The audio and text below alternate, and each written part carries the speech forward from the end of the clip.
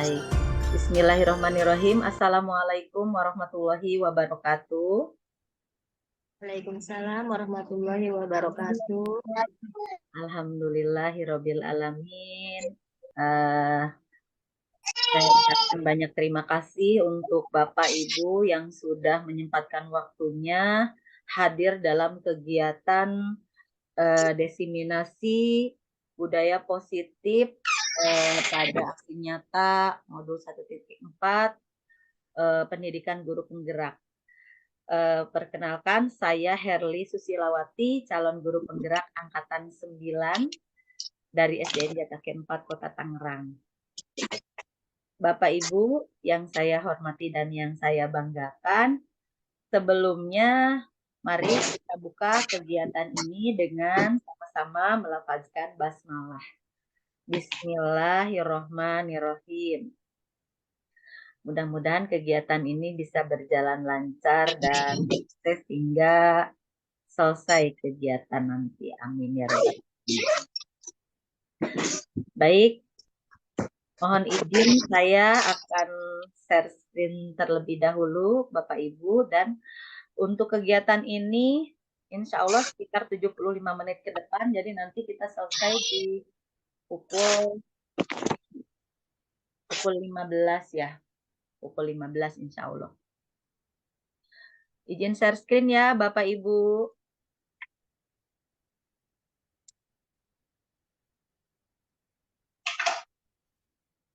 Oke, bagaimana, sudah kelihatan?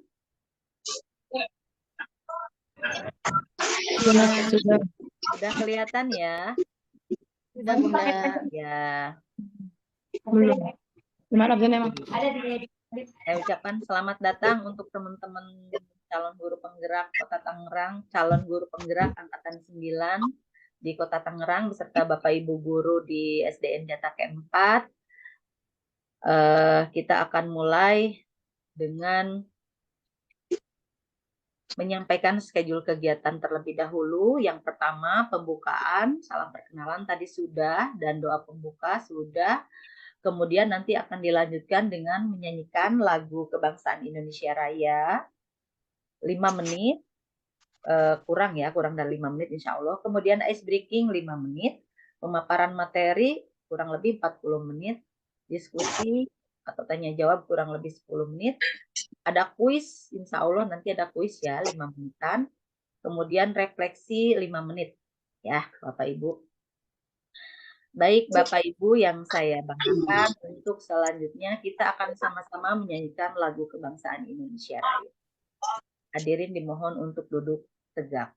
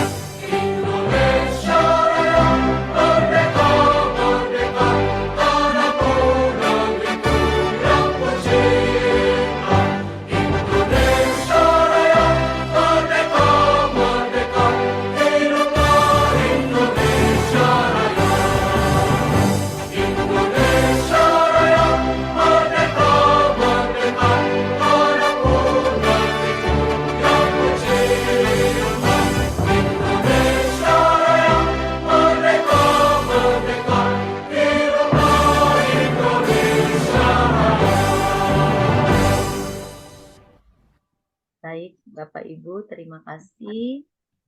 Selanjutnya kita akan membuat kesepakatan bersama di dalam ruang Zoom ini. Yang pertama yaitu ketika berlangsung kegiatan ini, Bapak Ibu dimohon untuk tidak bermain HP ya saat kegiatan, kemudian menutup mikrofon jika tidak diperlukan.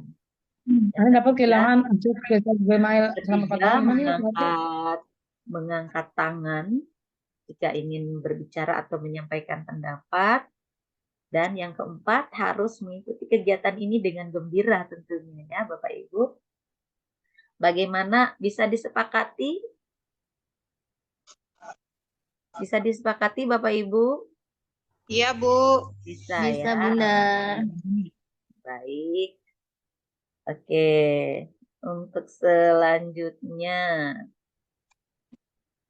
Nah, selanjutnya schedule-nya yaitu ice breaking terlebih dahulu ya untuk meningkatkan fokus kita dan agar kita bisa lebih bergembira. Baik, Bapak Ibu, walaupun tutup kamera, tapi bisa lihat layar ya ke sini ya. Untuk ice breaking-nya di sini saya punya beberapa pertanyaan ya. Pertanyaannya gampang. Yang pertama yaitu negara mana yang hanya terdapat 2 wanita saja? Ya, siapa yang bisa jawab nih? Sebelum memasuki materi. Ayo teman-teman, Bapak Ibu, Pak Ketua. Negara mana yang hanya terdapat 2 wanita saja? Ada yang bisa jawab? Negara mana ya? Ada 2 wanita saja di sana. Nyerah. Nyerah. Yang lain siapa yang bisa? Bunda Windy. Iya, Italia. Apa ya? Amerika kali. Apa Bunda? Italia. Tadi siapa yang jawab Amerika? Aku Italia, Bu Ani. Amerika doang itu mah satu berarti ya Bu Ani ya. Bunda Windy apa Bunda Windy? Italia. Coba kita lihat jawabannya. Benar, Italia. Ya Allah, nyudahin.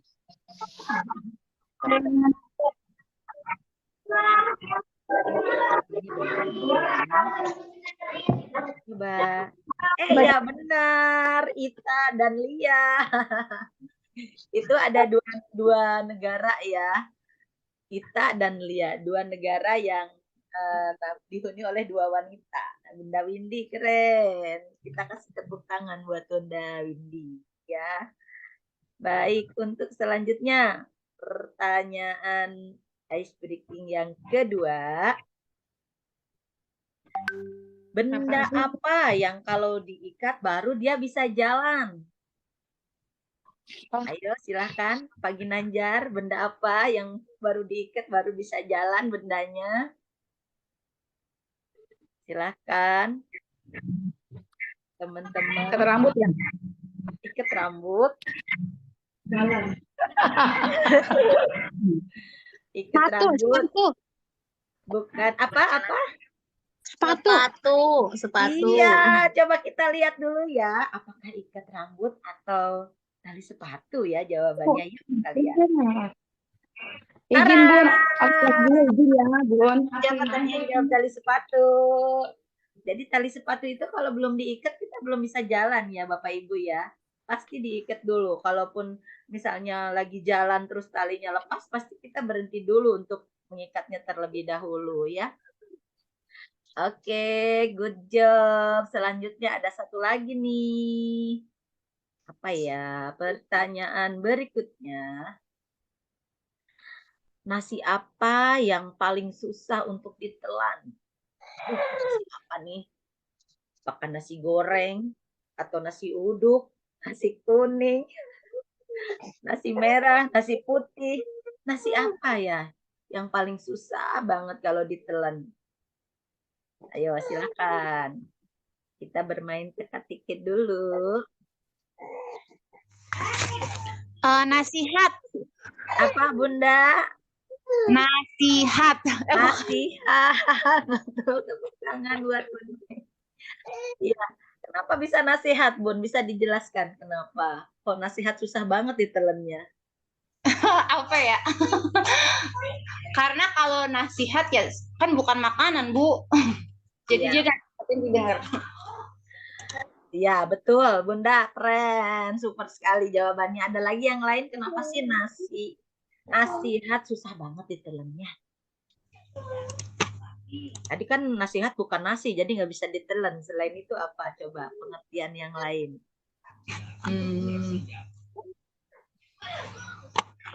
Mama Ai. Bung Roh, Bunung. Halo, apa kabarnya?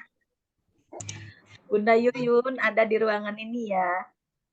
Iya. Bun. Nasihat. Iya, betul sekali. Nasihat itu susah banget untuk kita. Kadang-kadang kita bisa memberi nasihat kepada orang lain, tapi ketika kita diberi nasihat orang lain, susah kadang kita terima gitu ya. Kadang gitu dalam hati. Kadang kenapa sih dia nasihati aku seperti itu? Padahal nasihatnya itu benar-benar memberikan dampak baik untuk kita ya. Jadi betul sekali.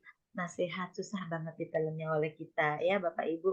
Oke, terima kasih. Ice breakingnya sudah cukup. Nah, sekarang kita akan memasuki ke materi. Tentunya Bapak Ibu sudah fokus ya untuk kegiatan ke depan. Nah, ini dia tadi jawabannya. Nasihat. Oke. Selanjutnya. Oke. Buangin dulu. Di sini ada pertanyaan pemantik, Bapak Ibu. Sebagai seorang pendidik, saat Anda perlu hadir di suatu pelatihan, motivasi apakah yang mendasari tindakan Anda? Misalnya, untuk kegiatan sekarang aja salah satu contohnya. Bapak Ibu, apa yang mendasarinya? Apakah hanya menghindari ketidaknyamanan dan hukuman? Atau mendapatkan imbalan atau penghargaan dari orang lain, atau menghargai nilai-nilai kebajikan diri sendiri, yang mana kira-kira nih?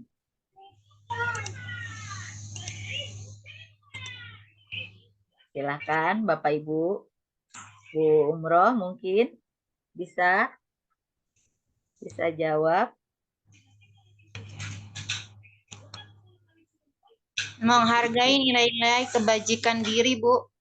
Menghargai nilai-nilai kebajikan diri sendiri. Betul sekali Bunda Windy. Super sekali jawabannya. Terima kasih Bunda Windy, keren. Jadi ketika kita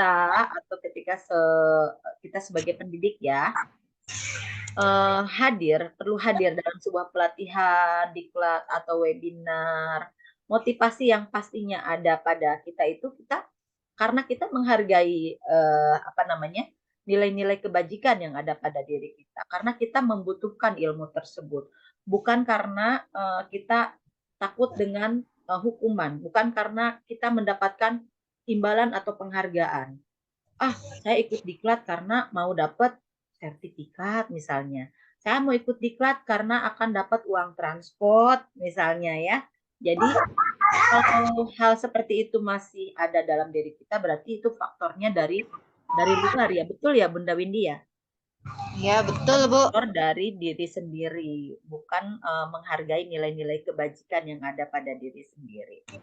Baik, terima kasih untuk teman-teman, dan selanjutnya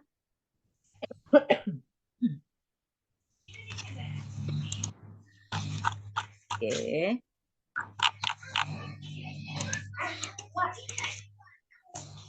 Nah, berikutnya di sini guru itu diibaratkan sebagai seorang petani yang memiliki peranan penting untuk menjadikan tanamannya tumbuh subur. Anda akan memastikan bahwa tanah tempat tumbuhnya tanaman adalah tanah yang cocok untuk ditanami. Ki Hajar Dewantara menyatakan bahwa kita ambil contoh perbandingannya dengan hidup tumbuh-tumbuhan. Seorang petani dalam hakikatnya sama kewajibannya dengan seorang pendidik. Yang menanam padi misalnya hanya dapat menuntun tumbuhnya padi.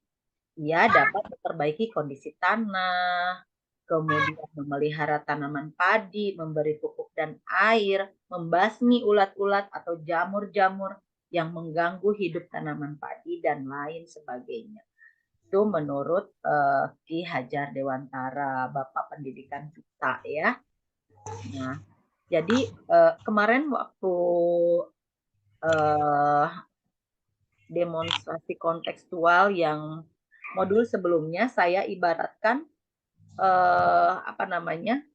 guru itu sebagai petani kehidupan gitu ya. Jadi saya menginisiasi sendiri membuat karya sebuah puisi, musikalisasi puisi yang berjudul Petani Kehidupan. Jadi saya ibaratkan bahwa kita ini, guru ini sebagai petani kehidupan yang mana bisa memelihara atau menuntun anak-anak kita sesuai dengan kodratnya, seperti itu ya.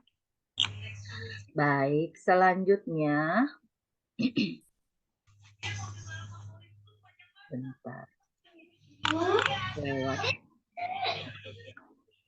Di slide ke-13 ini, di sini saya akan memaparkan konsep kunci modul budaya positif ya.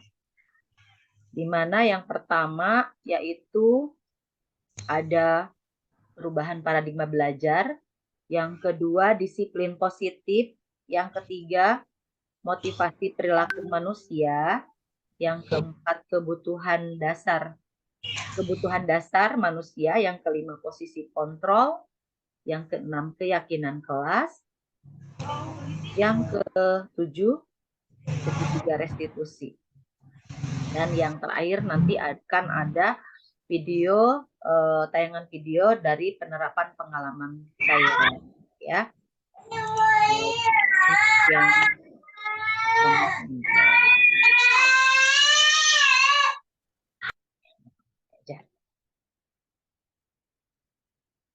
Oke, Bapak Ibu, slide berikutnya.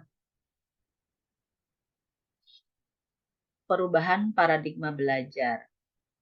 Nah, kali ini pembelajaran dengan paradigma baru merupakan pembelajaran yang dirancang berdasarkan prinsip pembelajaran berdiferensiasi sehingga peserta didik belajar sesuai dengan kebutuhannya. Sesuai kebutuhannya berdasarkan tahap perkembangan sesuai dengan teori psikologi modern untuk mewujudkan profil pelajar Pancasila tentunya yang sudah kita aplikasikan bersama ya. Selanjutnya, pembelajaran dengan paradigma baru di sini, muatan profil pelajar Pancasilanya itu ada 6 yang sudah kita ketahui juga. Yang pertama, berkebinekaan global. Yang kedua, bergotong royong. Yang ketiga, kreatif. Keempat, bernalar kritis. Yang kelima, mandiri. Dan yang pertama dulu tadi, beriman ya. Beriman, berkebinekaan global, gotong royong, kreatif, bernalar kritis, dan mandiri. Jadi keenam profil pelajar Pancasila ini harus kita tanamkan kepada anak-anak sebagai bentuk karakter yang baik ya. Baik, untuk selanjutnya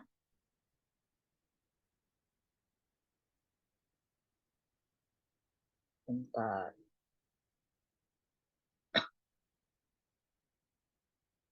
Nah,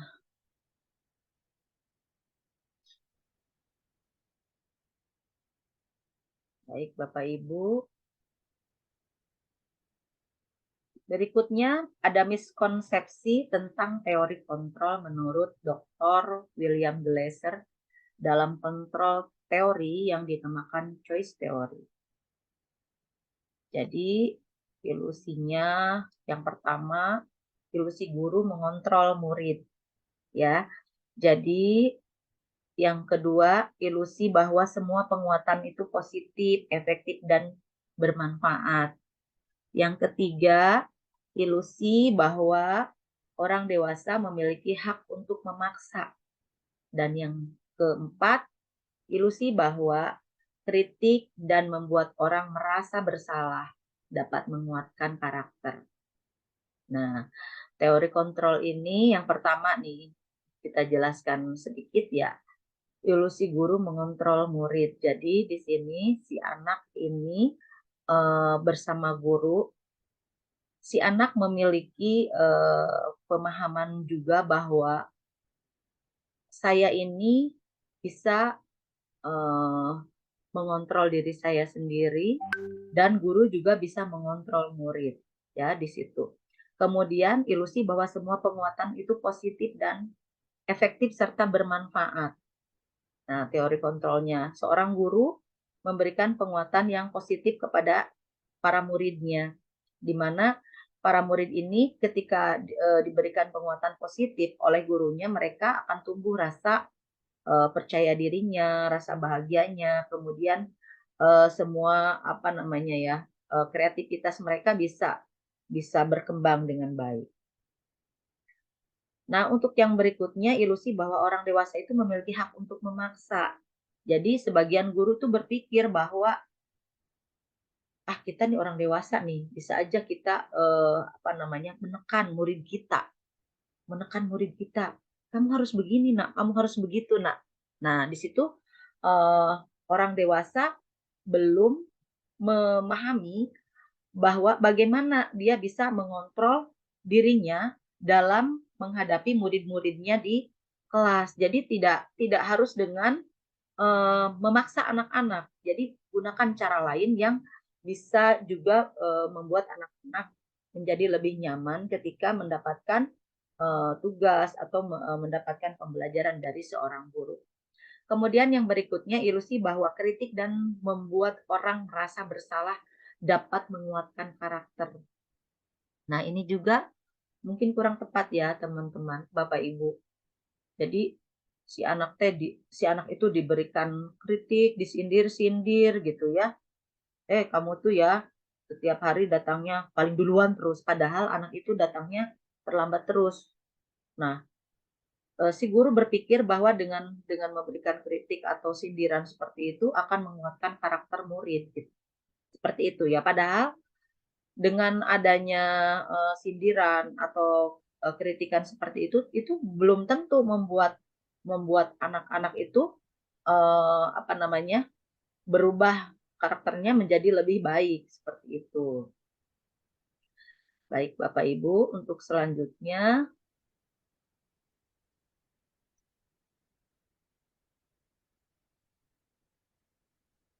nah, bentar.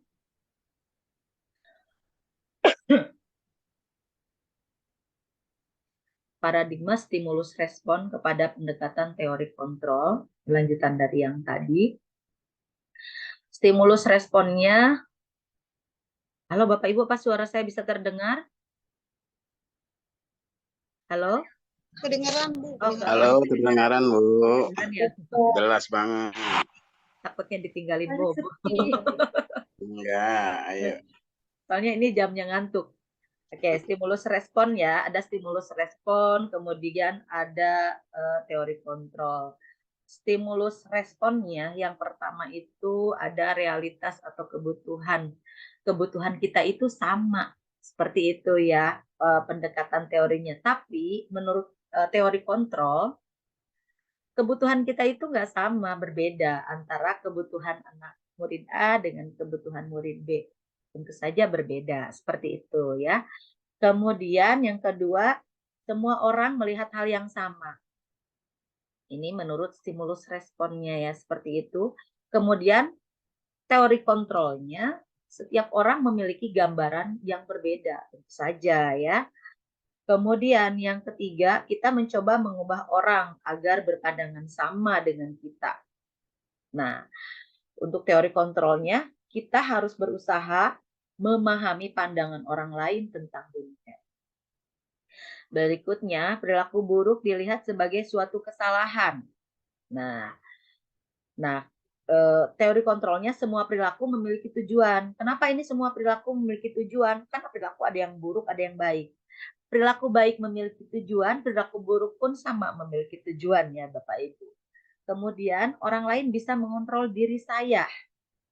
Pendapatnya seperti itu.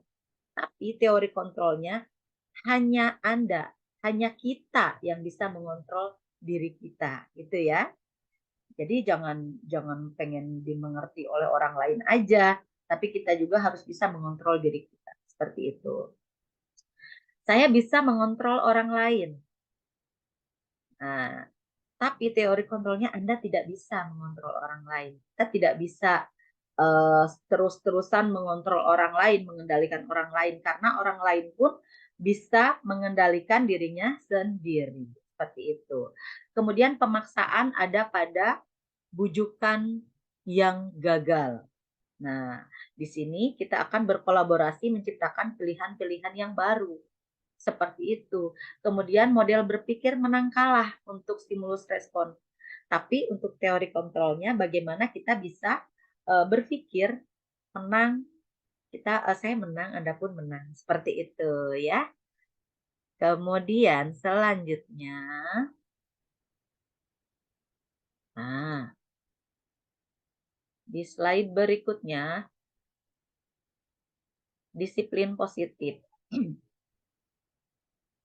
Disiplin positif, disiplin berasal dari kata disiplina yang artinya belajar. Disiplin mengacu pada disiplin diri yang memiliki tanggung jawab terhadap apa yang dilakukannya berdasarkan nilai-nilai yang diyakini. Disiplin positif merupakan salah satu cara penerapan disiplin yang bertujuan menumbuhkan kesadaran serta memberdayakan peserta didik tanpa imbalan penghargaan atau reward atau ancaman ataupun hukuman ya.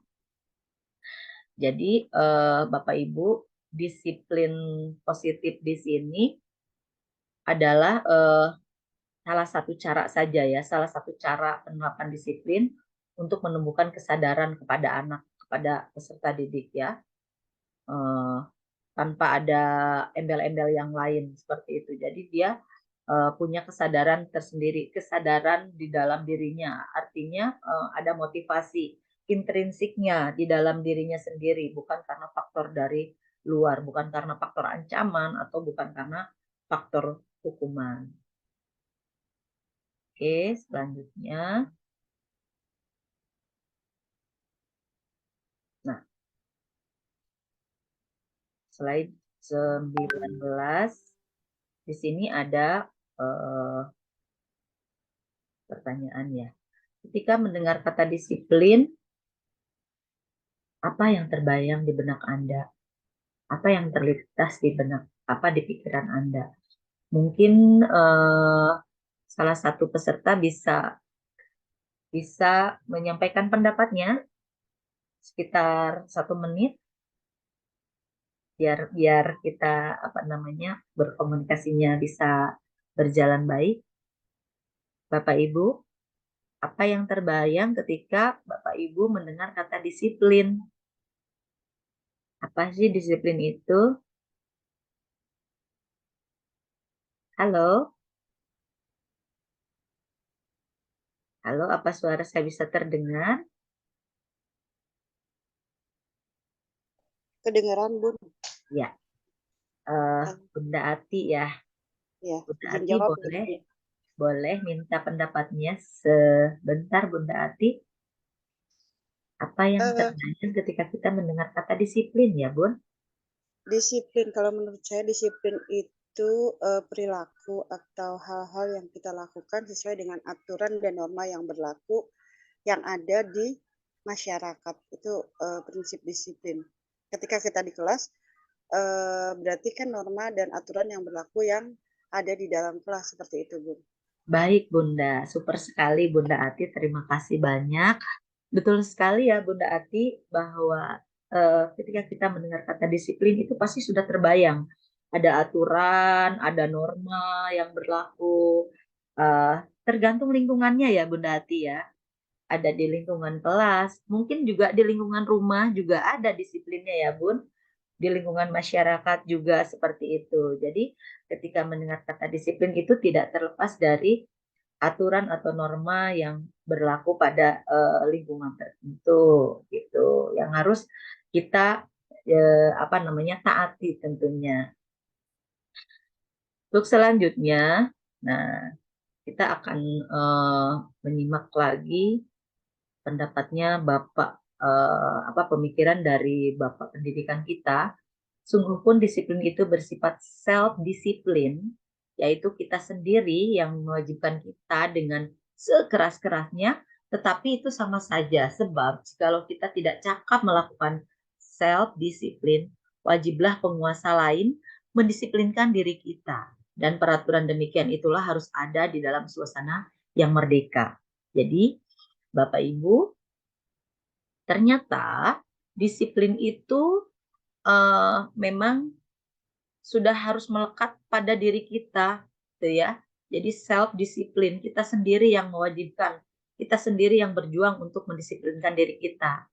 Tetapi bagaimana jika kita belum bisa mendisiplinkan diri kita sendiri? Berarti di situ harus ada pihak lain yang mengingatkan. Contoh misal di dalam kelas ada anak-anak yang sudah diberitahu tentang peraturannya, tentang kesepakatan kelasnya, ternyata anak-anak tersebut masih belum bisa mendisiplinkan dirinya sendiri. Nah, dari situ berarti membutuhkan pihak lain untuk mendisiplinkan diri anak tersebut. Contohnya misalnya pihak lainnya siapa? Bisa dengan guru, bisa dengan guru BP atau guru bidang atau unsur-unsur pendidik lain yang ada di sekolah tersebut. Atau misalkan nih ya, dalam kegiatan kita misalnya, ada salah satu teman kita yang kurang disiplin, pasti ada teman yang satunya mengingatkan, misal ketika kita sudah membuat kesepakatan di awal bahwa mikrofonnya harus dimatikan, misalnya selama kegiatan, kecuali kita akan menyampaikan pendapat. Nah, di situ ada yang lupa misalnya. Nah, kita wajib untuk mengingatkan gitu. Ibu silahkan ditutup mikrofonnya gitu ya. Jadi harus ada pihak lain yang mengingatkan. Untuk selanjutnya, Tarik Kundati terima kasih. Selanjutnya. Oke.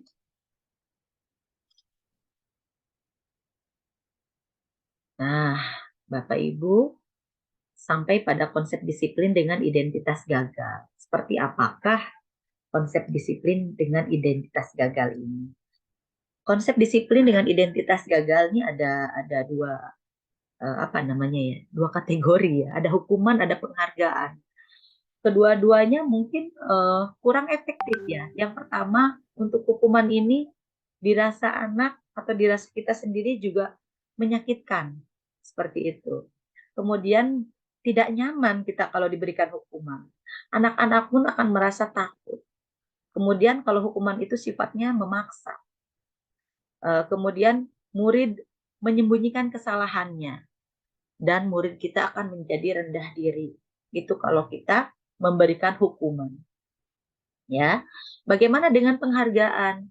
Nah, kita kan sering gitu ya di sekolah selain hukuman kita juga memberikan penghargaan dong tentunya kepada anak-anak tertentu.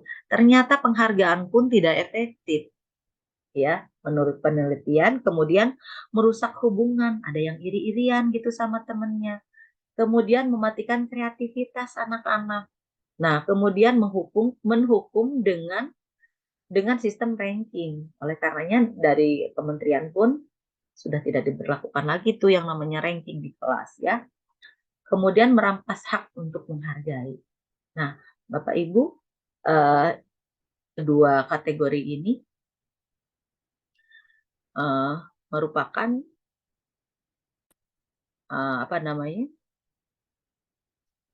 konsep disiplin dengan identitas gagal ya. Nah, ada lagi selanjutnya konsep disiplin dengan identitas sukses. Kita akan melihat seperti apa konsep disiplin dengan identitas sukses. Yuk, mari kita lihat.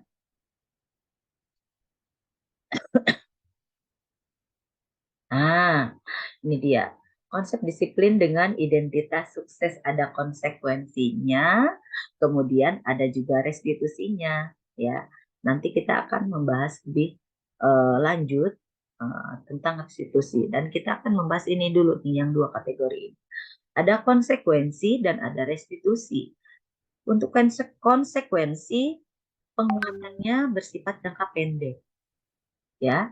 Lalu perlu monitoring berkelanjutan, ya, harus ada monitoring secara terus-menerus nih dari pihak guru atau guru BP biasanya, ya. Kemudian ada juga stimulus responnya. Kemudian murid menghormati peraturan, ya. Kemudian kehilangan waktu untuk merenungi kesalahan. Ini kalau kita memberikan konsekuensi kepada anak. Bagaimana dengan restitusi? Ya, kalau restitusi ini, misalkan ada kasus kita menggunakan restitusi untuk mencari solusi, untuk mencari pemecahan masalahnya. Nah, si murid itu akan bertanggung jawab untuk perilakunya atau untuk apa yang sudah dia lakukan, kesalahan-kesalahannya. Kemudian fokus pada pemecahan masalahnya jangka panjang. Nah, kemudian murid juga akan menghormati dirinya sendiri dan juga menghormati orang lain. Nah, ada juga teori kontrolnya, dirinya sebagai pemegang kontrol, bukan orang lain. Ya, karena si anak yang sudah menjalani restitusi, sudah diberikan pemecahan masalah dengan cara restitusi ini, si anak akan memegang kendali terhadap dirinya sendiri. Kemudian yang terakhir, murid akan bersemangat untuk memperbaiki. Seperti itu kalau kita menggunakan restitusi untuk mencapai identitas sukses dalam konsep disiplin, ya. Baik Bapak Ibu, untuk selanjutnya. Nah,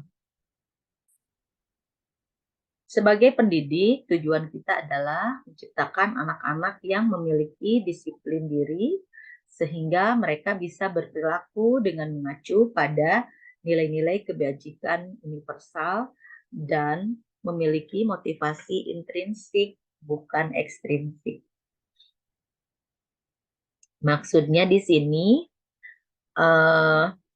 kita sebagai pendidik itu membentuk karakter anak-anak untuk memiliki sikap disiplin dan mereka itu mengacu pada nilai-nilai kebajikan universal. Jadi tidak memandang ini beda agama, ini beda suku, ini beda ras dan lain sebagainya. Tidak memandang seperti itu, ya. Kemudian mereka juga memiliki motivasi intrinsik, artinya si anak dalam mendisiplinkan dirinya sendiri punya kendali dalam dirinya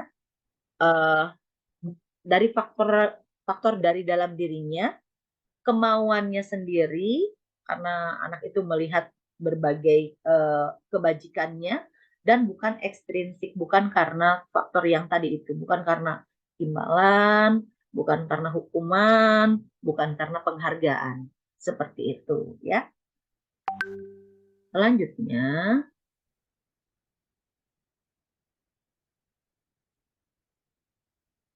nah Bapak Ibu, untuk pembahasan yang ketiga ada motivasi perilaku manusia. Nah, motivasi perilaku manusia yang pertama untuk menghindari ketidaknyamanan atau hukuman. Yang kedua, untuk mendapatkan imbalan atau penghargaan dari orang lain. Yang ketiga, untuk menjadi orang yang mereka inginkan dan menghargai diri sendiri dengan nilai-nilai yang mereka percaya. Ini motivasinya, ya. Nah, untuk motivasi yang pertama ini, untuk menghindari ketidaknyamanan atau hukuman, ini motivasinya dari termasuk motivasi intrinsik atau ekstrinsik ini Bapak Ibu, menurut Bapak Ibu? Halo? Intrinsik. Ya, Bunda Windy, untuk menghindari ketidaknyamanan, faktor hukuman, itu dari dalam atau dari luar itu, Bunda? Dari luar. Dari luar. Baik, super sekali Bunda, keren. Berarti itu faktor ekstrinsik ya Bunda ya, dari luar. Jadi motivasi ini, motivasi untuk menghindari ketidaknyamanan atau hukuman termasuk ke dalam motivasi ekstrinsik atau dari luar. Kemudian ada juga yang kedua, Bun, untuk mendapatkan imbalan. Nah, untuk mendapatkan imbalan atau penghargaan dari orang lain. Anak melakukan kebajikan, melakukan disiplin diri, dan lain sebagainya, karena dia ingin mendapatkan imbalan, ingin dihargai oleh teman-temannya, ingin dihargai oleh gurunya, ingin mendapatkan penghargaan, dan lain sebagainya. Ini termasuk faktor apa nih? Motivasi intrinsik atau ekstrinsik? Sama, ekstrinsik. Sama ya Bunda ya, karena ini sifatnya anak tersebut atau murid tersebut masih mengharapkan sesuatu dari luar dirinya. Oke. Kemudian yang ketiga, ada motivasi perilaku manusia. Yang ketiga itu untuk menjadi orang yang mereka inginkan dan menghargai diri sendiri dengan nilai-nilai yang mereka percaya. Nah, yang ini Bun agak berbeda sepertinya Bunda Windia. Teman-teman, Bapak Ibu, ini berarti termasuk ke dalam motivasi perilaku manusia, yaitu motivasi Intrinsik. intrinsik. Ya Bunda, oke baik. Super sekali Bunda, terima kasih. Nah, ketiga motivasi perilaku manusia ini harus kita pahami agar kita juga bisa memberikan atau mengimplementasikan nanti ketika kita di kelas ya, di kelas atau di sekolah kita masing-masing. Berikutnya ada teori motivasi perilaku manusia. Nah, yang tadi itu motivasi eksternal yang tadi ya Bun ya, untuk menghindari betul yang tadi yang Bunda bilang, eksternal atau ekstrinsik. Motivasi ini ada dua, kemudian yang internal atau dari dalam atau intrinsik. Nah, sebagai contohnya untuk motivasi eksternal untuk menghindari ketidaknyamanan atau hukuman, sebagai contohnya Bun, apa yang akan terjadi apabila saya tidak melakukannya? Apa yang terjadi apabila saya tidak melakukan ini? Itu masih termasuk ke dalam motivasi eksternal. Kemudian ada lagi yang berikutnya, untuk mendapatkan imbalan, apa yang akan saya dapatkan apabila saya melakukannya? Kadang-kadang kita juga begitu ya, Bapak Ibu ya. Kalau saya ikut pelatihan itu, kita dapat apa aja teman-teman, gitu kan biasanya. Ya nggak? Mas Syukron, betul nggak, Bunda Yuyun? Betul, Bunda. Iya, kadang-kadang begitu ya. Itu udah bukan hal yang itu sudah lumrah. Saya pun demikian kemarin itu Bun. Ketika kita melaksanakan webinar kan pasti ada ributnya di belakang ya Bun. Kita dapatnya apa aja? Oh, dapatnya sertifikat. Terus dapatnya kita dapat modul, kita dapat dan lain sebagainya, banyak lah pokoknya oleh-oleh dari webinar tersebut. Nah, ternyata itu masih motivasi eksternal. Jadi untuk mendapatkan imbalan atau penghargaan dari orang lain. Dan yang berikutnya dari motivasi internal atau intrinsiknya, saya akan menjadi orang yang seperti apa bila saya mengikuti ini, bila saya mengikuti ini, bila saya mengikuti diklat ini dan itu, seperti itu. Jadi kembali kepada diri kita sendiri gitu ya. Saya akan menjadi orang yang seperti apa ya? Nah, terus oh ya, kalau nanti saya ikut webinar ini, berarti nanti saya akan mendapatkan ilmu ini. Seperti itu ya, Bun. Nah, itu faktor dari internal. Kemudian selanjutnya, nah, untuk yang keempat, kebutuhan dasar. Kebutuhan dasar manusia. Nah, kita sudah memasuki ke sini. Apa sih kebutuhan dasar manusia itu? Kebutuhan dasar manusia adalah segala sesuatu yang dibutuhkan oleh manusia untuk mempertahankan keseimbangan kondisi fisiologis dan psikologis yang bertujuan untuk mempertahankan kehidupan dan kesehatannya. Ya, jadi kebutuhan dasar manusia itu memang tidak bisa dihindari. Kita harus menyeimbangkan antara kebutuhan fisiologis dengan kebutuhan psikologis kita, ya. Untuk tujuannya yaitu untuk mempertahankan kehidupan dan kesehatan. Apa saja ya kebutuhan dasarnya? Yuk kita mari lihat. Nah, Bapak Ibu yang saya banggakan, ada 5 kebutuhan dasar manusia. Menurut siapa? Ini menurut William Glasser, ya. Yang pertama, kebutuhan bertahan hidup. Nah, kita sebagai manusia tentu saja menjadikan ini sebagai kebutuhan dasar untuk bertahan hidup itu.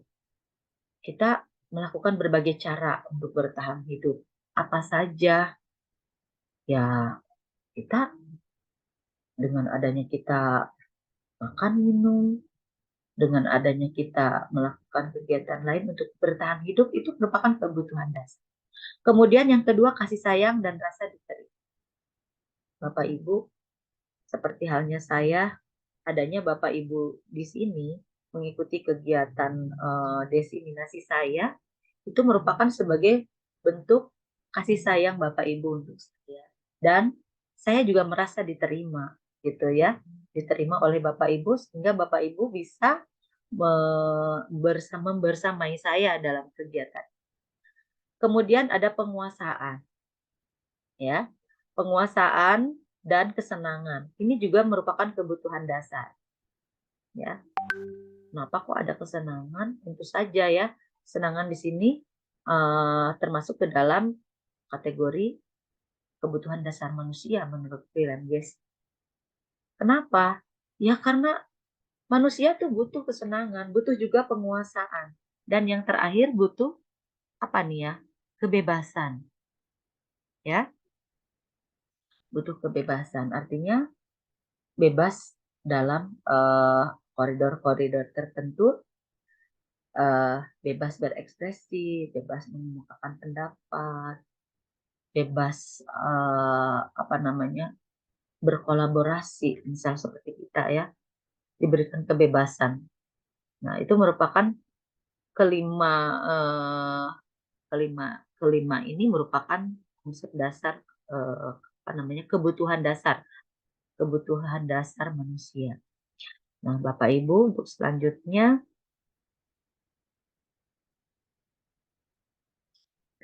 ini ada penjelasannya lebih rinci ya. Bertahan hidup, kebutuhan bertahan hidup atau survival, kebutuhan yang bersifat fisiologis untuk bertahan hidup, misalnya kesehatan, rumah, makanan. Kalau dalam ini sandang, pangan, papan, kesehatan gitu ya, itu untuk bertahan hidup, termasuk juga dalam kebutuhan pokok manusia. Kemudian kasih sayang dan rasa diterima, kebutuhan untuk disayangi dan diterima, ya, hubungan koneksi sosial yang tadi saya bilang, ya. Kita harus benar-benar bisa membangun koneksi sosial kita tanpa memandang derajat seseorang. Jadi kita dengan siapapun kita harus membangun koneksi sosial, itu dibangun dengan baik, ya. Kemudian penguasaan, diakui atas prestasi, diakui atas prestasi dan keterampilan kita, didengarkan dan memiliki rasa harga diri. Itu masuk ke dalam kategori penguasaan. Kesenangan, mereka bisa berkonsentrasi tinggi saat mengerjakan hal yang disenangi. Mereka suka permainan dan suka mengoleksi barang-barang, suka bergurau, suka melucu dan juga menggemaskan. Itu termasuk ke dalam kategori kesenangan. Jadi ini termasuk dalam kebutuhan dasar ya. Tentu saja kita suka permainan, jangankan anak-anak, orang dewasa pun suka permainan. Kemudian suka juga mengoleksi barang, ya tentu saja.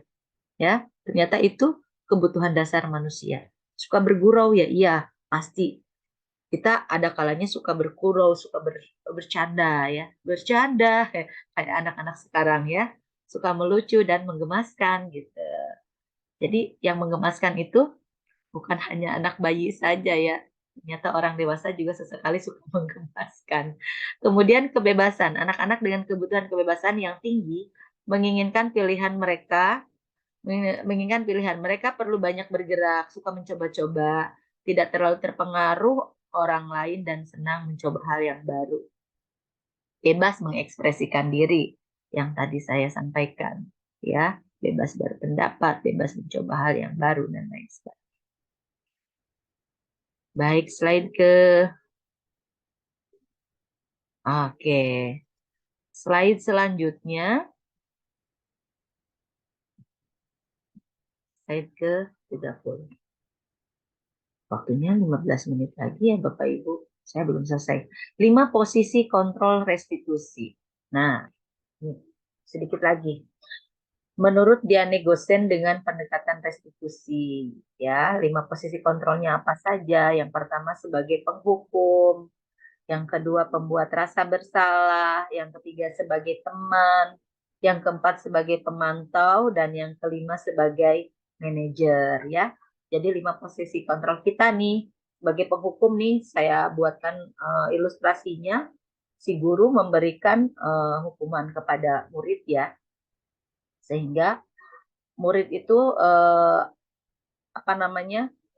sangat ketakutan gitu. Kemudian pembuat rasa bersalah, bagaimana guru memberi statement pembuat rasa bersalah kepada siswa. Ada juga guru yang posisinya sebagai teman, dan ada juga sebagai pemantau, yang terakhir sebagai manajer. Nah, saya ingin bertanya kepada Bapak Ibu, posisi yang mana yang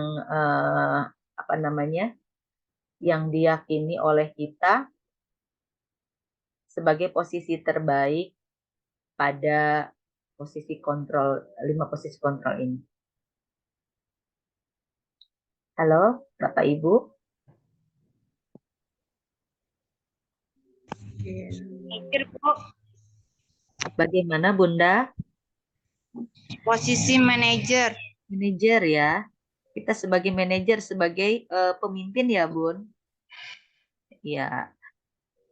Posisi kontrol restitusi yang dianggap paling baik gitu ya, menurut Diane Gosen dengan pendekatan restitusinya, yaitu posisi kita sebagai manajer. Ya, kenapa? Kenapa harus manajer, Bunda? Bunda Win? Kenapa posisi yang terbaik itu kita sebagai manajer?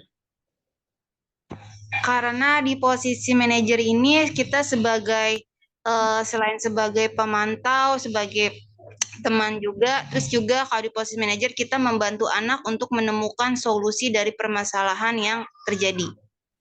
Super sekali Bunda Windy, betul sekali. Jadi pada posisi kontrol yang terbaik, yang paling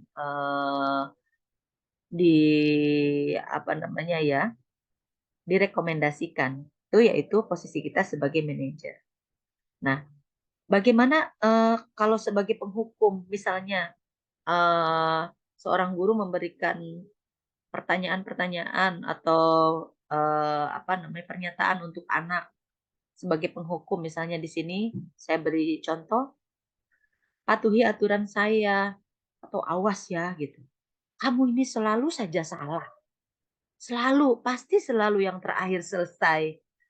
Itu pernah nggak sih kita di kelas seperti itu? Tentu aja pernah ya, Bunda ya. Itu kita pernah, saya sendiri pernah gitu ya. Hanya saja seiring dengan berkembangnya pengetahuan dan kita sering mengikuti diklat pendidikan dan lain sebagainya, ternyata ini tidak baik, tidak cocok untuk anak. Dan yang kedua, pembuat rasa bersalah. Ibu sangat kecewa sekali dengan kamu.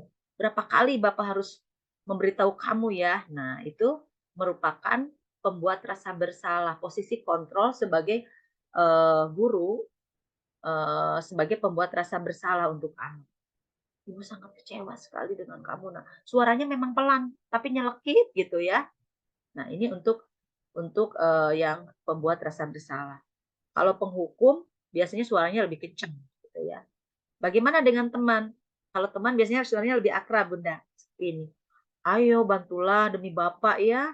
Ayo, ingat tidak bantuan Bapak selama ini.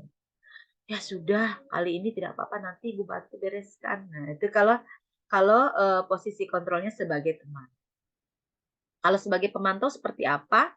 Nah, apa yang telah kamu lakukan, Nak? Sanksi atau konsekuensinya apa? Nah, itu kalau kita sebagai pemantau. Tapi beda lagi kalau sebagai manajer yang tadi Bunda Windy bilang. Apa yang kita yakini? Nah, apakah kamu meyakininya? Jadi kita diberikan atau kita mengingatkan kembali kepada murid-murid kita akan keyakinan kelas. Seperti itu. Tepat sekali. Super sekali Bunda Windy. Terima kasih.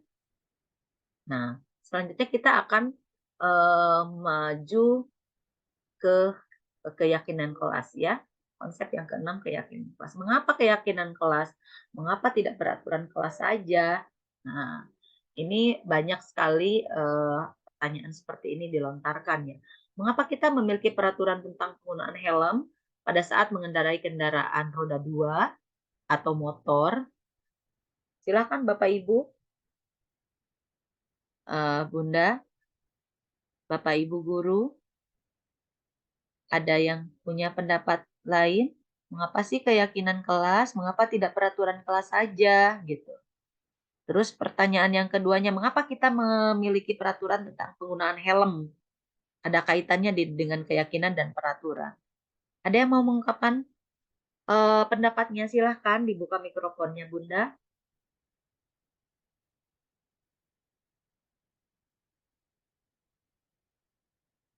Nah,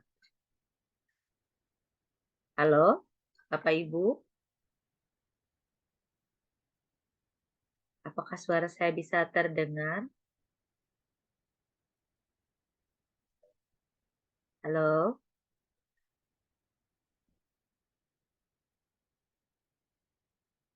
Mikrofonnya boleh dibuka. Bapak Ibu, suara saya jelas? Jelas ya? Jelas, Bu. Jelas ya. Jadi mengapa keyakinan kelas, Bunda Windy? Mengapa sih tidak peraturan kelas? Kalau kalau peraturan kelas itu adalah suatu yang harus dilakukan yang dibuat oleh salah satu pihak, oleh guru atau pihak sekolah. Jadi murid ini harus mengikuti apa yang sudah ada. Beda dengan keyakinan kelas. Kalau keyakinan kelas ini adalah hasil dari curah pendapat, hasil dari kesepakatan antara guru dengan murid yang ingin diterapkan di sekolah. Di kelas, maksud saya. Kelas, super sekali. Betul sekali, tepat sekali Bunda Windy. Keren banget ya. Terima kasih Bunda Windy untuk pendapatnya. Saya sepakat sekali bahwa peraturan kelas itu terkadang dibuatnya hanya oleh guru saja. Seperti itu ya, Bun. Tapi kalau untuk keyakinan kelas, kita berkolaborasi dengan anak-anak untuk membuat keyakinan di kelas kita atau di sekolah kita. Tepat sekali. Dan yang kedua, mengapa kita memiliki peraturan tentang penggunaan helm? Jadi penggunaan helm di sini orang bukan hanya melihat ke peraturannya saja, tapi mereka meyakini bahwa dengan mereka menggunakan helm, mereka akan diberikan keselamatan ya ketika terjadi sesuatu yang tidak diinginkan. Jadi helm itu betul-betul untuk keselamatan kepalanya gitu. Jadi bukan hanya karena peraturan saja gitu. Jadi mau ada polisi mau enggak dia tetap pakai helm seperti itu ya. Karena mereka meyakini itu, meyakini nilai-nilai keyakinan yang ada pada dirinya bahwa dengan menggunakan helm dia akan diberikan keselamatan seperti itu ya. Selanjutnya, nah nilai-nilai kebajikan Bapak Ibu, untuk nilai-nilai kebajikan ini menekankan pada keyakinan seseorang akan lebih memotivasi seseorang dari dalam. Betul sekali. Seseorang akan lebih tergerak dan bersemangat untuk menjalankan keyakinannya daripada hanya sekedar mengikuti serangkaian peraturan tertulis tanpa makna. Yang tadi contoh memakai helm itu ya, karena dia sudah sudah tertanam motivasi di dalam dirinya untuk menggunakan helm tersebut gitu ya. Bukan hanya sekedar mengikuti peraturan saja seperti itu. Lanjut. Nah, Bapak Ibu, sebentar.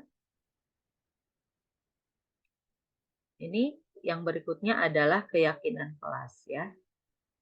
Contoh sebentar.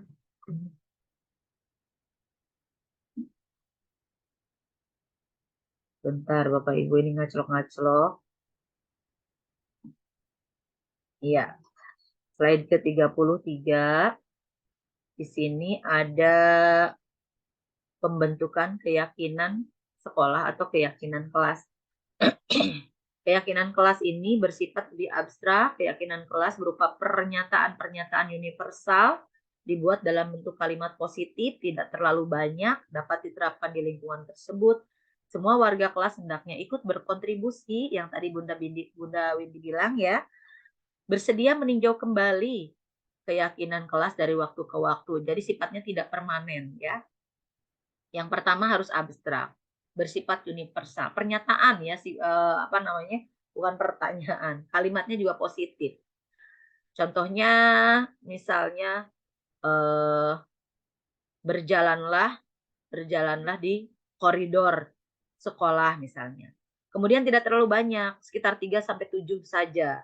Ya, kenapa nggak boleh banyak-banyak? Nanti susah anak-anak mengingatnya. Ya, dapat diterapkan di lingkungan. Semua warga hendaknya berkontribusi. Jadi bukan hanya guru aja, tapi bisa melibatkan anak-anak untuk membuat keyakinan kelas. Bersedia meninjau kembali, tidak bersifat permanen ya, bisa diganti, bisa diubah sesuai dengan kondisi. Oke. Contohnya. Nah, ini contoh untuk kelas 1. Keyakinan kelas 1. Setiap anggota kelas perlu belajar nih. Kalau kelas 1 kalimatnya seperti ini ya. Setiap anggota perlu senang, perlu melakukan tugas, perlu saling menghargai, perlu merasa aman. Nah, kalau kelas 5 bagaimana? Contohnya selalu bersikap positif, senantiasa menjadi diri terbaik, percaya dan menghormati orang lain, berkomitmen terhadap tugas dan senantiasa membantu. Nah, dari keyakinan kelas yang dibentuk, itu dari satu keyakinan kelas itu bisa mencakup beberapa peraturan. Nanti disepakati oleh guru dan siswa. Misalnya ada 3 peraturan dijadikan satu kalimat disimpan di keyakinan kelas gitu ya. Ada 2 peraturan yang hampir sama masuk ke dalam kategori ini setiap anggota kelas perlu saling menghargai. Misalnya di peraturan kelasnya tidak mengganggu teman, tidak mengambil pensil teman. Nah, itu bisa ke kategori yang keempat, perlu saling menghargai. Jadi biasanya keyakinan kelas dibuat lebih simpel seperti itu ya. Nah, Bapak Ibu, yang terakhir adalah segitiga restitusi yang sudah saya praktekkan kemarin. Segitiga restitusi ini merupakan sebuah pendekatan untuk menciptakan disiplin positif. Pengertiannya, restitusi adalah proses menciptakan kondisi murid untuk memperbaiki kesalahan mereka sehingga mereka bisa kembali pada kelompok mereka dengan karakter yang lebih kuat. Restitusi juga merupakan proses kolaboratif yang mengajarkan murid untuk mencari solusi untuk masalah dan membantu murid berpikir tentang orang seperti apa yang mereka inginkan dan bagaimana mereka harus memperlakukan orang lain, ya. Oke, itu menurut Gosen ya, Bapak Ibu. Selanjutnya kita akan lihat. Nah, segitiga restitusi ini ada 3 tahapan. Yang pertama, menstabilkan identitas. Menstabilkan identitas itu setiap orang pasti pernah melakukan kesalahan, tentu saja ya. Kemudian, kamu bukan satu-satunya yang pernah melakukan kesalahan. Seperti itu biasanya kalau kita memberikan statement kepada anak-anak kita dalam penyelesaian masalah dengan menggunakan segitiga restitusi. Yang kedua, validasi tindakan yang salah. Ketika memvalidasi itu, kita menyampaikan kalimat seperti ini, kamu tentu punya alasan mengapa kamu melakukan itu.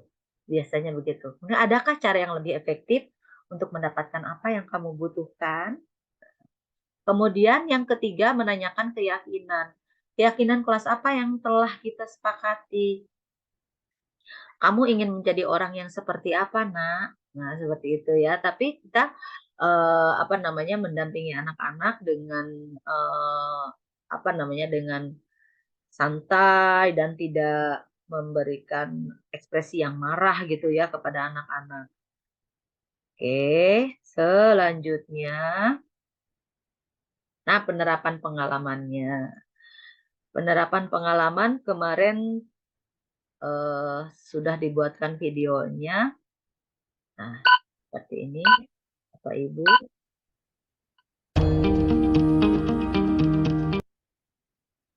Assalamualaikum warahmatullahi wabarakatuh. Salam dan bahagia. Salam guru penggerak. Saya Herli Susilawati, calon guru penggerak angkatan 9 dari SDN Jata Ke-4, Kota Tangerang. Begitu, ya wajar lah kalau ada teman yang kalau ada. Nah, ini contoh videonya Bapak Ibu ya. Berbaris mau pulang. Pertanyaan bermakna untuk pertama. Fatur sering menyela barisan atau tidak mau mengantri ketika penilaian atau perpulangan. Skenario kasus pertama. Skenarionya. Fatur, tadi Bunda lihat Fatur menyela antrian ketika berbaris mau pulang. Aku habis kesel. Oh, kesel. Kenapa kesel? Kenapa kesel? Karena aku pengen cepet-cepet sampai rumah. Oh, begitu. Bunda juga sama. Kalau ada di posisi Fatur, Bunda juga ingin cepet-cepet pulang duluan dan nyampe ke rumah. Lalu apa yang Fatur lakukan tadi? Aku pengen menyela barisan pindah ke depan. Oh, begitu. Ya wajarlah kalau ada teman yang nggak terima karena barisannya disela sama Fatur ya. Bunda sangat menghargai Fatur yang tidak berbuat lebih buruk dari itu. Misalnya Fatur memukul teman sampai menangis atau mendorong teman hingga terjatuh. Sekarang ayo coba kita pikirkan, apakah tindakan Fatur yang tidak mau mengantri itu udah sesuai dengan kesepakatan kelas kita? Tidak, Bunda. Tidak ya. Menurut Fatur, keyakinan kelas apa yang sudah dilanggar? Menjaga ketertiban kelas. Menjaga ketertiban kelas sudah dilanggar sama Fatur. Nah, menurut Fatur penting tidak menjaga ketertiban kelas itu? Apa? Penting nggak menjaga ketertiban kelas? Penting, pinter. Kalau menurut Fatur itu penting, jadi keyakinan apa yang harus Fatur lakukan ketika sedang berbaris untuk pulang? Harus sabar dan menjaga ketertiban. Pinter. Nah, tepat sekali itu Fatur. Sekarang Fatur silahkan kembali ke kelas. Terima kasih ya Fatur. Boleh salin kembali ke kelas. Nama saya Fatur, saya dari kelas 1A. Oke, baik Bunda. Itu tadi tayangan penerapan segitiga restitusi yang ada di kelas 1 SDN Jata Ke-4 ya, murid saya. Di mana anak tersebut kemarin itu menyela antrian ya. Dorong temannya sampai temannya naik. Nah, jadi kita menggunakan solusinya yaitu menggunakan segitiga restitusi. Jadi kita tahapan pertamanya memvalidasi tindakan yang salah. sampai terakhir kita menanyakan keyakinan kepada anak tersebut, keyakinan kelas yang sudah dilanggarnya ya. Baik Bunda dan teman-teman, teman-teman hebat, untuk yang terakhir kita akan tanya jawab terlebih dahulu nih. Ada pertanyaan atau tanggapan apa? Silahkan. Halo, apakah suara saya bisa terdengar?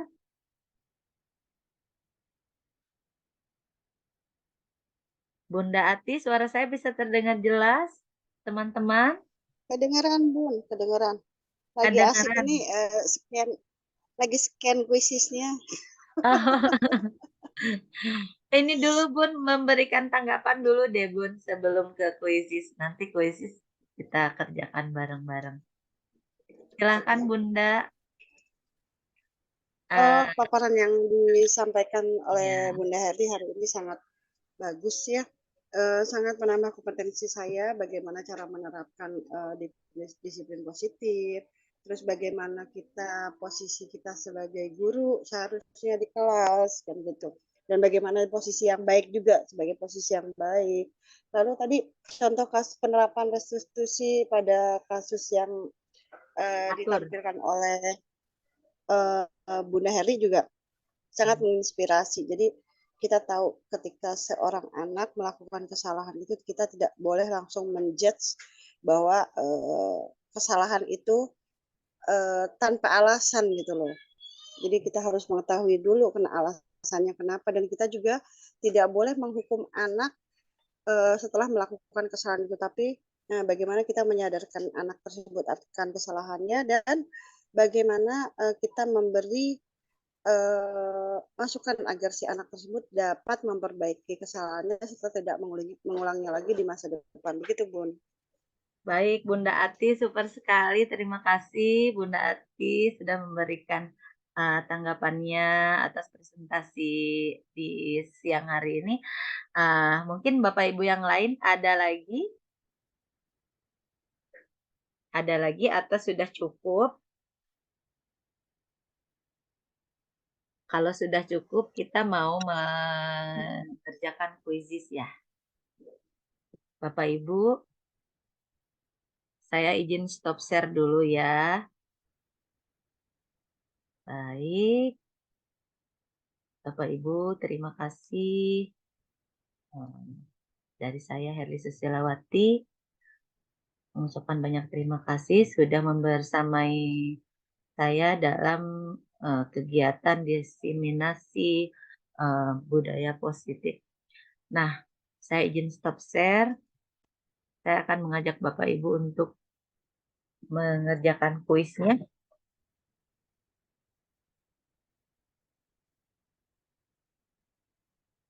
Oke. Bunda Ati udah siap? Belum, Bun. Baru scan aja tadi, masih diminta kode kuisnya. Oh ya.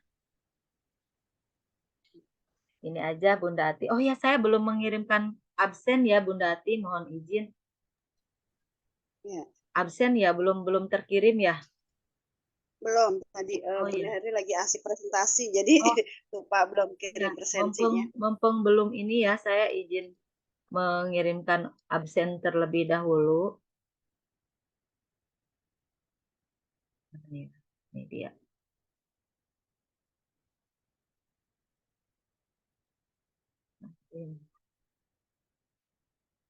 Link absennya dikirim di chat aja ya, Bun.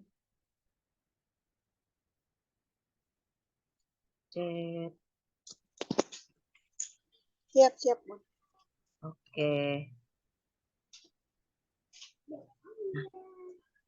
Oke, sudah ada, Ibu, Bun. Bunda semua, silakan Bapak Ibu mengisi link absen terlebih dahulu.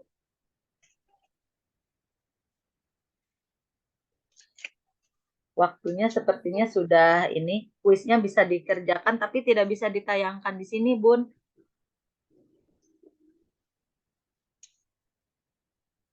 Halo, Ya, saya lagi isi presensi dulu. silahkan Bunda. Ya, Bun. untuk kuisnya nanti bisa dikerjakan next setelah ditutup ini ya Bun, karena waktunya sudah melewati dari 70 menit Siap, siap, siap. ya. Oke.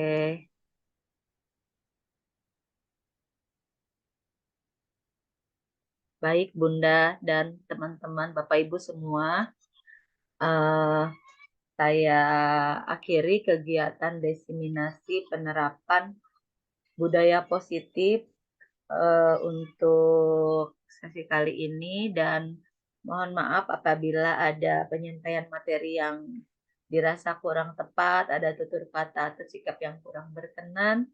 Mohon dimaafkan yang sebesar-besarnya. Ikan kakap, ikan patin, mohon maaf lahir dan batin. Dari saya dicukupkan sekian. Billahi taufiq wal hidayah. Wassalamualaikum warahmatullahi wabarakatuh. Waalaikumsalam. Terima kasih Bunda dan teman-teman semua. Tolong diisi dulu presensinya ya Bun.